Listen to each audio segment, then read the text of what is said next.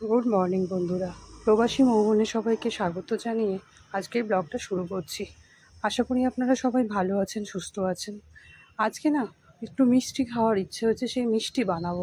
মিষ্টি কি বানাবো, ওই রসগোল্লা, পান্তুয়া এসব তো অনেক খেয়েছি।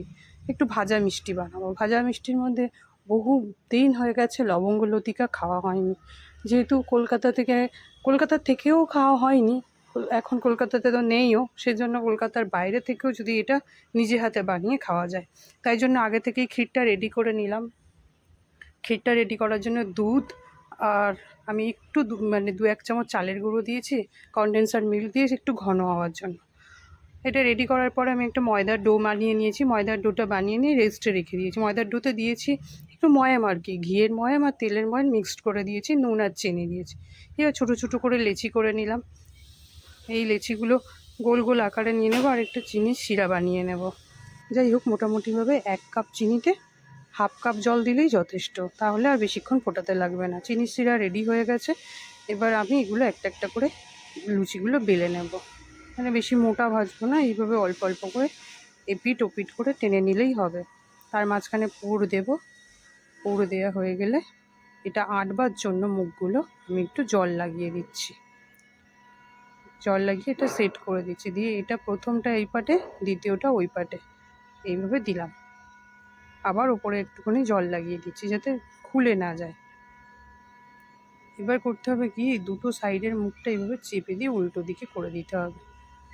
মানে ওটাকে ঘুরিয়ে নিতে হবে। উল্টো দিক করে নিয়ে দুটো মুখ এক জায়গায় করে নিয়ে একটা লবঙ্গ দিয়ে এঁটে দিলেই ব্যাস আমার ওটা মানে কমপ্লিট। এটা আপনার বোঝানোর জন্য আবার আমি একটা ওইভাবেই করে দেখাচ্ছি যে কেমন কেমন করে করবেন। যাই হোক, সেটা আপনারা করতে থাকলেই তখন বুঝতে পারবেন এটা কতটা ইজি।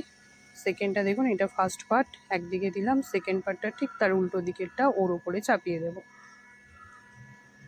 প্রথম পার্ট আটা হয়ে গেল। এবার যেগুলো আপনার মানে দেখা যাচ্ছে ক্ষীরগুলো, সেই মুখটাকেও আবার চেপে দেব যাতে বাইরে না আসে। এইভাবে চেপে দেব দুই দিকে, দিয়ে ওটাকে উল্টে নেব।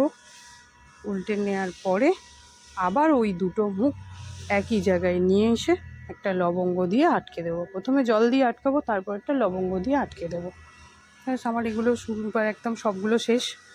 এইবার আমি হালকা তেলে ব্রাউন ব্রাউন কালারের এসে গেলে মানে ভেজে তুলে নেব। তো এগুলো অবশ্যই জোরে মানে আঁচটা জোর দেবেন না, আস্তে করেই করবেন। তারপরে প্রথম পিঠ ভাজা হয়ে গেলে দ্বিতীয় পিঠটা ভাজবেন। দেখুন এইভাবে ঠিক একদম আঁচটা কম করে ভাজতে হবে, খুব আস্তভাবে হালকাভাবে উল্টে উল্টে দিতে হবে। এইরকম ব্রাউন হলে আস্তে আস্তে এগুলো ব্রাউন হয়েও যাবে। তারপর ওই গরম অবস্থাতেই চিনি শিরার মধ্যে এপাট ওপাট করে দিয়ে দিতে হবে।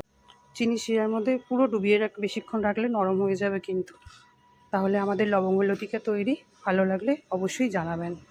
ভালো থাকবেন।